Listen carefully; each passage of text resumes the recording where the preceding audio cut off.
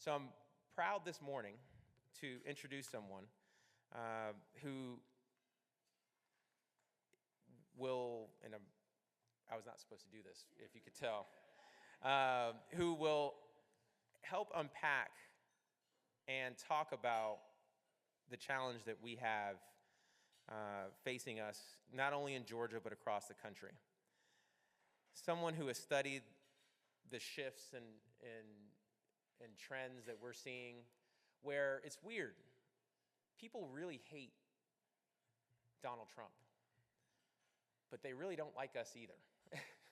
So we need to figure out how to tread that line and make sure that people understand what we're about and how we could rebuild a durable Democratic coalition.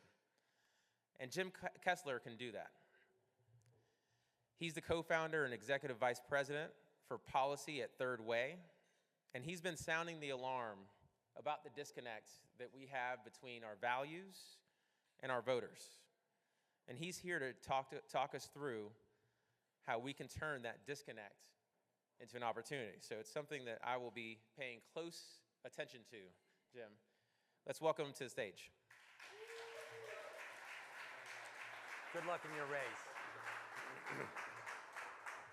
Everybody in a good mood this morning? We'll see how long that lasts. Okay. So, and for the folks doing the audio back there, I'm not seeing anything on the screen here, if you could get that screen going. So this presentation is called Exposed. And it's because I believe the 2024 election exposed a series of vulnerabilities that Democrats have had that we've been able to avoid because we've either been winning some elections or losing by a close margin, but I think in 2024, I think the fantasy is now over. So I want to start with this map. And what you're seeing here is these are the top 20 states by educational attainment. These are the 20 states that have the highest per capita percentage of folks that hold a college degree or better. And Kamala Harris won 18 of those 20 states. We are plus 95 in the House, and we have a 34-4 advantage in the Senate. It doesn't add up to 40 because one of those states is DC, and we're not yet a state. And we should feel very, very good about that performance.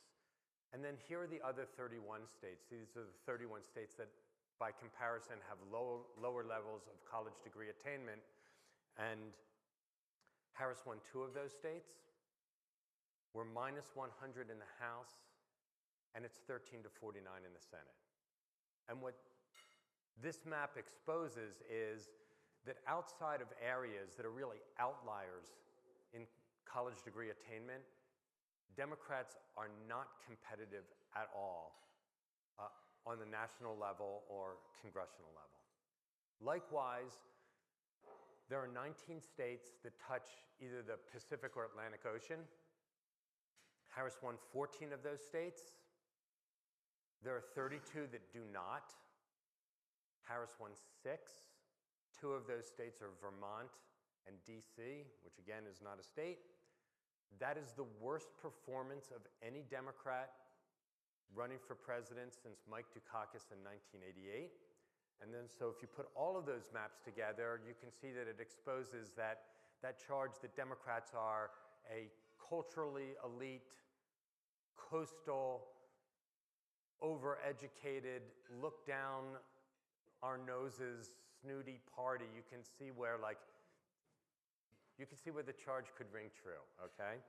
And then the last thing that it exposed is we had a formula, essentially a coalition that more or less worked for us throughout this century that is now, it's exhausted, like it no longer works. And it was win college-educated voters, and then win 90% plus of African Americans, and then close to 2/3 of Latinos and Asians. And theoretically, that formula still works, but we're not hitting those targets. So we hit the target with college-educated whites, but we fell short, and significantly short, with African Americans, Latinos, and Asians. And there are indications that that diminishing numbers that we're getting with non-whites, I don't want to use the word permanent, but that it could become permanent unless we make some changes. And I'm going to start with this. So what you're looking at here is you're looking at college versus non-college, white men and women, and the percentage who voted for Kamala Harris. So if you look at that top row, white men, 47% of white men with a college degree voted for Harris, 30% of white men without a college degree voted for Harris, and you see there's that gap, 17-point gap between college and non-college, and you see the gap there also with women, it's 19 points. That college, non-college gap with whites has really been a long-standing issue for Democrats. Off and on, like we've had that gap really since the Vietnam War. Now, if you look at non-whites, okay, on the one hand, you can say like, well, the gap is a lot smaller, that's good news. Here's the bad news. This gap is brand new. It did not exist before this election, okay? So, if this non-college college virus that has infected Democrats among whites for the last 50 years is now spreading into non-whites, we're sunk, okay? And the reason we're sunk is because, particularly among Latinos and African Americans, the vast majority of those voters are non-college educated. Only 1 in 5 Latinos has a college degree. Just over 1 in 4 African Americans has a college degree. So if we are underperforming with non-college educated non-whites, particularly Latinos and African Americans, we are underperforming with Latinos and African Americans. So that means like that disconnect we really have to solve. So now I'm going to move from looking at the voter data to looking at the disconnect, college, non-college, professional, working class disconnect on culture issues and then economic issues. So let's start with culture. And here I'm looking at 3 groups that are essential to the Democratic coalition: Latinos, African Americans, and white progressives. And we're looking at culture issues, and there are 3 ways in which white progressives are an outlier compared to these groups and really any other group within the Democratic coalition. One is white progressives are just, they're paid attention to more than any other group. They're louder, they're better on social media, they're better in traditional media. Sort of their views are really, a lot of times, imprinted on the Democratic brand. So that's one way that they're an outlier.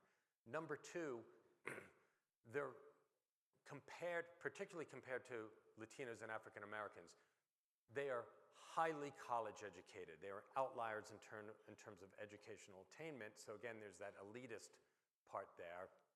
And then third, they're just far to the left. So if you look at the cultural issues like patriotism, is America the greatest nation on earth? African Americans, 62% say yes. Latinos, 75% say yes. White progressives, 30%. If you look at border security, and this is from 2024. This is like the summer of 2024. So this is not infected by what Trump is doing right now. Latinos and African Americans really split whether 50-50 on whether we should increase border security. Only 15% of white progressives say increase border security. Are we a racist nation? Is racism embedded in this country? White progressives, 75% say yes. That's 13 points more than African Americans. And it's 38% more than Latinos. And then on other issues like religiosity, how often you attend church, the number of progressives who attend church, at least once a week, it's very, very small. So huge cultural disconnects here. Now I want to go to the economic disconnects between college and non-college. And what we're looking at here is, we're not looking at polling, we're looking at census data. So this is every person between the ages of 25 and 64 divided by whether you're college educated or non-college educated. So the first thing to note here is there's a lot more of them. There's 109 million of them than us. There's 63 million folks between the ages of 25 and 64. Now, I picked that age because those are prime working age. This is essentially working age America. So let's look at salaries. So this is the median household income for college and non-college within that age group. If you're college educated household between the ages of 25 and 64, median household income, $124,000. Inflation is a problem. Non-college, $61,000. Inflation is a crisis. How do you earn your money? Is it salary or is it hourly? By a 3-to-1 margin, it's hourly if you're non-college, which means your schedule really isn't your own. If you get sick, you may not get paid. Taking a vacation is hard. You know, you're less in control of your destiny. And then what is the nature of your work? So 23 million folks who do not have a college education and are in the workforce, 23 million of them, they start their shift either after 7 p.m. or before 7 a.m. So you're not even living in the same time zone as everybody else in your community. Things like childcare, everything else that you need to do, like it's a little bit off. By a 6-to-1 margin compared to college educated, you're in a job where you're doing some sort of physical labor, walking, carrying, moving, toting, standing on your feet. I always say there's 2 types of work where you shower before work and work where you shower after work. They're overwhelmingly in jobs where you shower after work, which means if you have a bum knee, if your back goes out, you're far more likely, 10 times more likely than college-educated folks, to be out of the workforce because of some ailment, because of some disability. And then just the last thing, and now we're looking at here, ages 55 to 64, you know, do you have private retirement savings? And if you're college educated, 71% of you, if you're nearing retirement, have retirement savings, and the median's about $280,000. Only 40% if you're non-college educated. So the median's $70,000, which means the rise in the stock market, which means a lot to us if you've got 401ks, it means absolutely nothing, really almost next to nothing for the 109 million people between the ages of 25 and 64 who do not have a college degree. Like, that is just not part of the world at all. I'm going to conclude with what I think are 4 implications for this, and just go through them real quickly. The first is this: white and woke doesn't win. So, you know, white progressives are real outliers on an ideological scale of 1 to 7. This was done by Pew. African Americans and Latinos, so 4 is dead center. African Americans and Latinos are just like a tick either side of a dead center. White progressives are really far to the left. You know, on the border, crime, transgender issues, a mostly white progressive base speaks loudest, and they are starting to cause, you know, some drift with particularly non-white voters that we didn't see before. Next is Latinos are Long Island Italians. That would make a lot more sense for people up in New York and New England. But what I mean is by this is that Latinos more and more are behaving politically like ethnic whites. And if you look between 2000 and 2023, are these numbers, every single year, even though we've had a lot of influx over the border, every single year, more Latinos are born in the US and fewer are born overseas. More are US citizens and fewer are not US citizens. More speak English as a native language, fewer speak English as a second language. Every single year from 2000 to 2023, those numbers were changing, and it's going to continue to change. And economically, their numbers are, they're starting to resemble more and more, getting closer to white numbers. So the unemployment rate at 4.8%, that's still above the national average, and it's still above the average for whites. But all of these things, like it's getting closer to white numbers. And what that means is Latino appeal must be based on upward mobility and mainstream cultural values and less on minority status and discrimination, because every single year that trend is moving more and more towards ethnic whites. Third is this. So if you look at what the Democrats talked about and bragged about under Joe Biden, there were a lot of things. We did a lot of things, you know, and they were good things. You know, climate change, infrastructure, a whole bunch of investments. And if you looked at what Democrats were talking about, you know, a lot of it was about the future. And Democrats often say, you know, elections are about the future. Well, they're not always about the future. Sometimes they're about the right now. And if you look at what Republicans were running on, the border, crime, gas prices, et cetera, they were right now concerns. And you need to realize, well, is this a future election or is this a right now election? And because we have lost touch with working class people, if you're college educated and your median income is 124, yeah, the future. If you're non-college educated and the median income is 61,000, it's like, no. It's right now. So we kept telling people what the issue should be most important. Climate, it's an existential crisis. Democracy, it's an existential crisis. They kept telling us what the number one issue was, like gas prices, grocery prices, the border. We have to stop telling people what the most important issue is. We have to start listening to people, asking them, and believing them.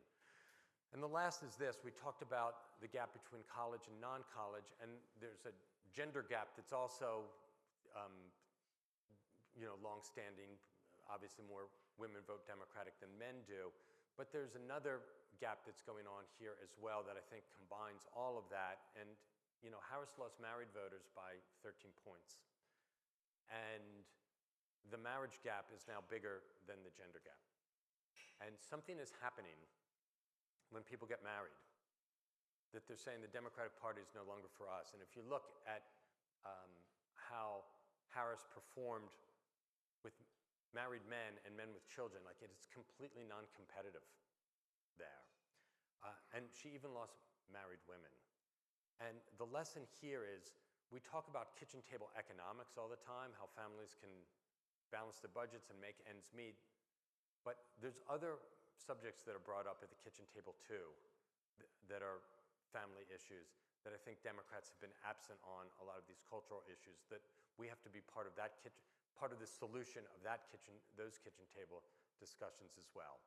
So there's nothing more that we need to do better in states where folks are highly educated, okay? Winning 18 of 20, that's fantastic, all right? But we are uncompetitive here. And if we don't acknowledge that, okay, and we don't make changes to intentionally connect to folks that are working class, that do not have a college education, this problem is going to be longstanding. So thanks, and you know, we've got time to open it up for questions, comments, concerns, et cetera.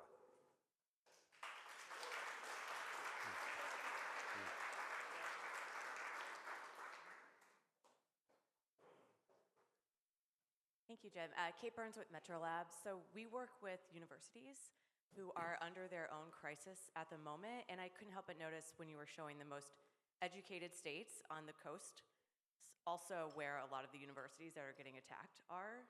And at this point, it feels like almost like a bait for Democrats to really focus on and say, we need to preserve these. So my my question is in this moment, is there a cultural issue to really hone in on around words like elitism, around these issues that can sort of puncture through the middle of the country for people who are not getting degrees, and to think about our work with universities as something that is not an elitist approach? And I'm not sure if that message resonates, and I don't think Metro Lab can save universities in this moment. I think that they have a lot of reflection to do on their own side, but I'm just curious your thought of the cultural implications of universities in this moment.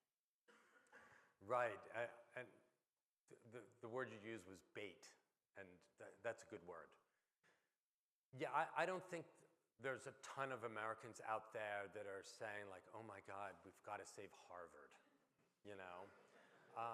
And you know, Trump knows what he's doing. And we're actually running something at Third Way called the Signal Campaign, and apologies to Pete Hedgeseth, because I think he's trademarked that. But and it's to separate the noise from what's really relevant to people. The noise doesn't mean it's not important. What Trump is doing to universities is important. What Trump is doing, deporting innocent people to Salvadoran prison, is important. The democracy stuff is important. It's not super relevant to the voters that we need. Maybe insofar as it contributes to a chaos feel, it's relevant. So what we've got to do is, okay, stand up for Harvard, go whatever, Crimson, but really, like, what voters are looking for is, like, I want to be able to earn a good life where I live. Like, that's the number one concern of most people not in like a terrific area like this. And then on cultural issues, like winning the battle of reasonableness on these issues. I'm not saying that there is or is not a magic word, but there's a magic sentiment. Earning a good life where you live, and trying on all of these cultural issues, because they go too far on them too. In polling, Trump is not doing well on DEI stuff, and he's not doing well on trans stuff, because they think he's as extreme as Democrats were, except on the other side. Frankly, they're a little bit more concerned about Democrat extremism on those issues because it affects them more. But if we are hearing people's concerns on those cultural issues and they feel like they're addressing them, then we can get to the right place there. Thanks. Rob Werner, former city councilor from Concord, New Hampshire. It strikes me in your presentation around college education and educational attainment, what is it that we can do in terms of providing economic opportunity, not having a 4-year degree, like massive investments in apprenticeships and things like that to provide that kind of opportunity for people. You don't have to have a college degree and you make a very good living. And I think that might help shed our elitist aspect. But are you guys doing work on apprenticeships and economic mobility and opportunity like that? Because I think it's something that we really need to dig into as a party. Apprenticeships is a great thing. When we've done polling on apprenticeships, it's always polls at the top. That doesn't mean it's a magic issue, because bike lanes also poll high, and there's no such thing as a bike lane voter. But I do think apprenticeships, and compared to other countries, European countries, we have a tiny number of apprenticeships. Like, that's not the way we do it. I think there's a lot of work having to do with community colleges. I think things, I know Josh Shapiro in Pennsylvania took about 100,000 Pennsylvania government jobs and said, you no longer need a college degree to apply for these jobs and to get these jobs. So I think we should be looking at credentialing. There's a whole bunch of areas of government reform in which it takes permitting reform, zoning reform, et cetera, where it just takes too long to build projects, and we can be employing more people that do not have a college degree in a whole series of construction work. So I do think this is a challenge because as we have become more of a service economy, and you can see what Trump is trying to do with tariffs, is trying to bring those jobs back. I don't think that plan is going to work because of robotics. You know, for no other reason. You know, like it takes 700 people to build what 7,000 people did at the John Deere plant in Moline. So that's part of it too. But this world has moved towards, economically, college-educated folks, and the AI revolution is going to do that more. So, like, these are things that, like, we really have to be thinking about and obsessing about. And I think apprenticeships and some of the other ideas I mentioned, like, that's part of it, but there's got to be more. Thank you. My name is Dorcia Pleers. I'm the Chief City Auditor in Albany, New York. And if I missed this, please excuse me. But I'm curious as to what role identity politics has played in this conversation. I know we've talked a lot about messaging, but just want to hear your perspective also on the messenger. Because I'm not hearing in some of our national conversation about the fact that Kamala was a Black woman. And if we can't talk about the dynamics of her race and gender and the implications of that in the outcome, I think we will continue to struggle as a party. And then also reflecting on Stacey Abrams' remarks yesterday, when we talk about this idea of being elitist, Republicans, and we look at who's leading the country, but we're struggling with this notion of being the party that focuses more on those who have, when the Republican Party has always talked about cutting safety net programs and giving tax breaks to the most wealthy among us.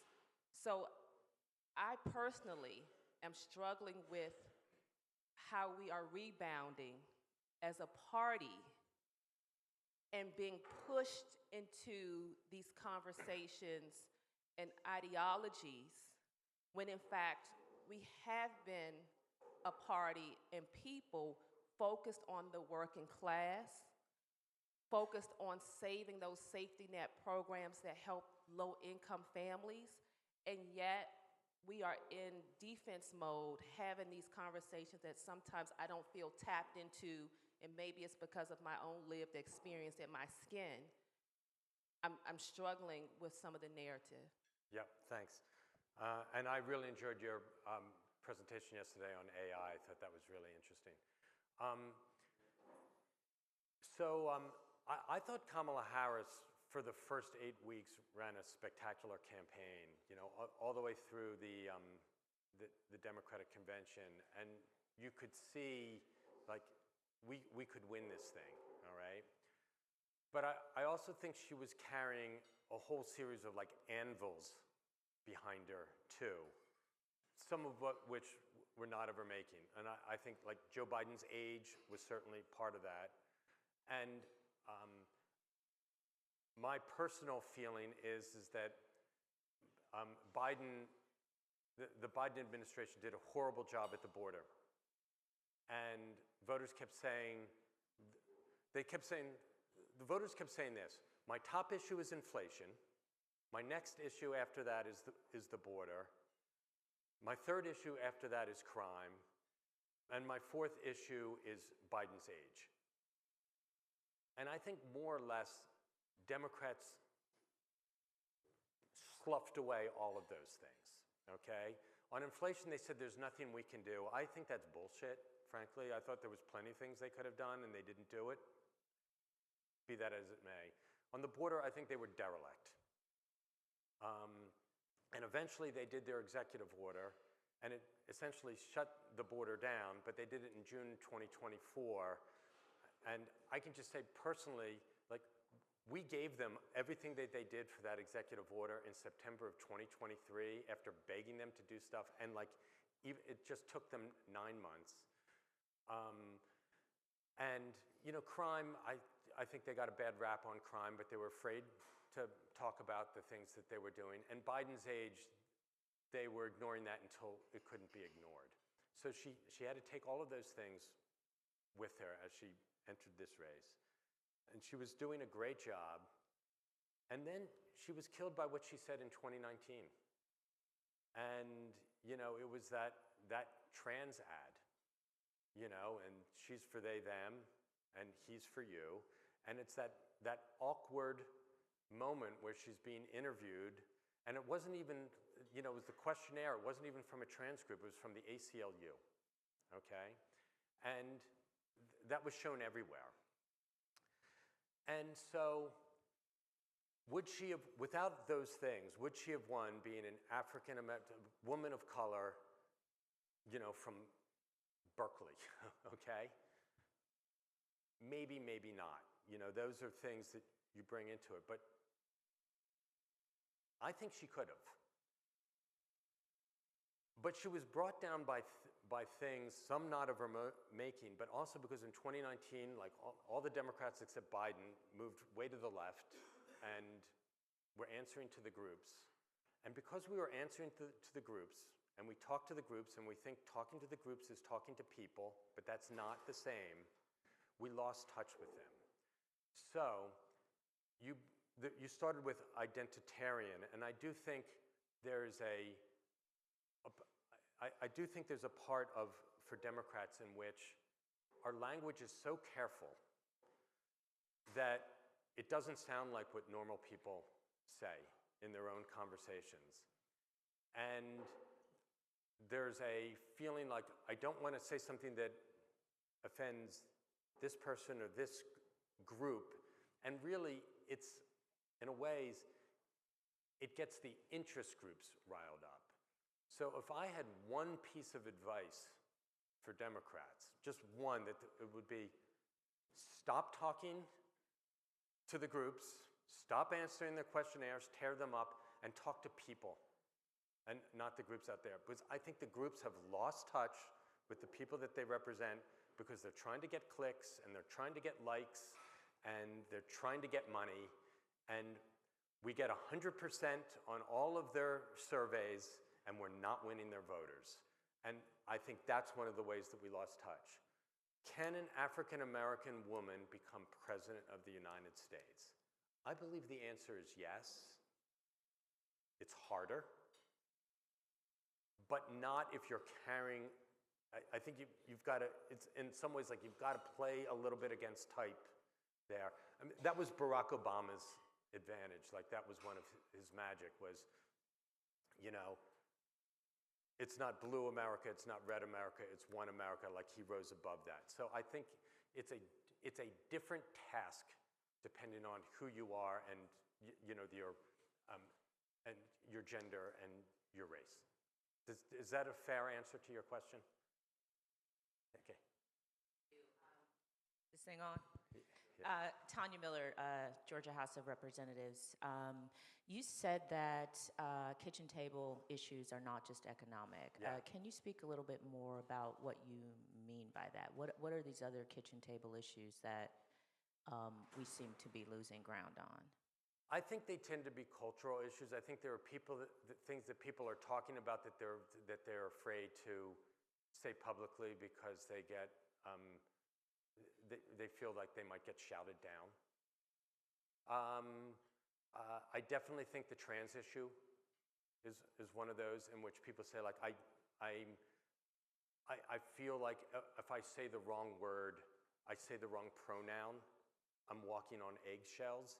And I think people are talking about stuff like that around the table. And I think it's not just paying bills. And Democrats have always had, since I've gotten into politics in the 1980s,